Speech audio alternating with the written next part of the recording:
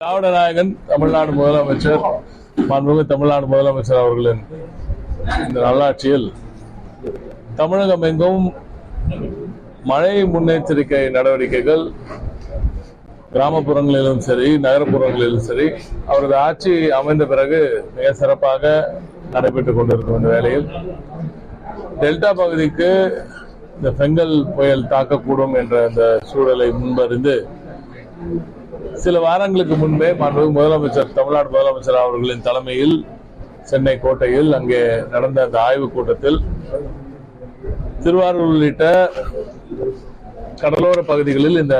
மழையின் பாதிப்பு அதிகமாக இருக்கக்கூடும் என்று இந்திய வானிலை ஆராய்ச்சி மையம் தெரிவித்த அந்த தகவல்கள் எல்லாம் வைத்து ஒரு கூட்டம் நடத்தப்பட்டது. அதற்கு பிறகு முதலமைச்சர் அவர்களின் உத்தரவுக்கிணங்க இங்கே திருவாரூரில்